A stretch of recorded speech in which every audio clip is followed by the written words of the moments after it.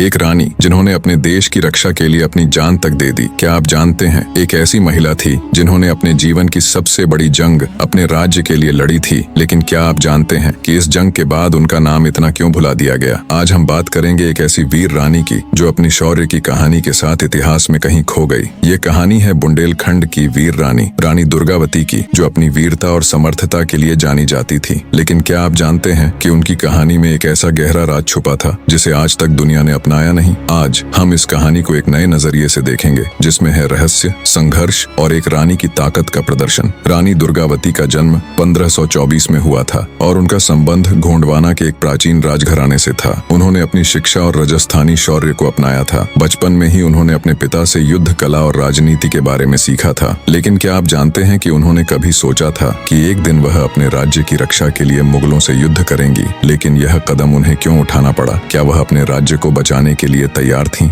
रानी दुर्गावती ने अपने राज्य को अपनी जिंदगी का लक्ष्य बना लिया था। लेकिन एक दिन जब मुगलों ने उनके राज्य को अपने कब्जे में लेने की धमकी दी, तब रानी दुर्गावती ने अपनी सेना को इकट्ठा किया। उनका इरादा था कि वह अपनी धरती को कभी भी उनके सामने नहीं गिरने देंगी। लेकिन मुगलों की ताकत को समझना उनके लिए आसान नहीं था। क्या वह अपने राज्य को बचा पाई या फिर यह युद्ध उनके लिए एक आखिरी लड़ाई साबित हुई? रानी दुर्गावती की यह जंग जो अपने आखिरी कदम तक लड़ी गई, किस दिशा में गई और किसने उनकी मदद की? रानी दुर्गावती की सेना और मुगलों की ताकत के बीच युद्ध शुरू होता है। यह युद्ध था जिसमें अपनी रियासत की रक्षा करने के लिए रानी दुर्गावती अपनी सभी योद्धाओं को मैदान में उतार देती हैं। दुर्गावती की आंखों में एक विश्वास था जो उस समय के राजाओं में नहीं था। लेकिन जब युद्ध की गूंज सुनाई देती है, एक नया राज सामने आता है। रानी की सेना में जो शक्तिशाली योद्धा थे, उनके बीच कोई था जो खुद अपने राज्य का दुश्मन निकला। क्या यह दोस्ती थी या धोखा? और अगर यह धोखा था तो किसने किया था? युद्ध के अंतिम पल में रानी दुर्गावती अपनी सेना को संभालते हुए यह जान गईं कि आज उनके लिए यह युद्ध अंत तक पहुंचने वाला है। उन्होंने अपनी रियासत को बचाने के लिए अपनी जान दी, लेकिन अपने मान और मर्यादा को कभी नहीं छोड़ा। मुगलों के सामने वीरता का एक मिसाल थी रानी दुर्गावती का बलिदान। रानी दुर्गावती की शहादत के बाद उनकी कहानी राजस्थानी और बुंदेलखंड के लोगों के लिए एक मिसाल बन गई। लेकिन जिन्हें उन्होंने अपने जीवन के अंतिम पल तक अपनी रियासत को बचाने की कोशिश की, क्या उन्हें वास्तव में वह सम्मान मिला जो उन्हें मिलना चाहिए था? क्या रानी दुर्गावती की कहानी को कभी सही से लिखा गया? क्या उनकी वीरता का सच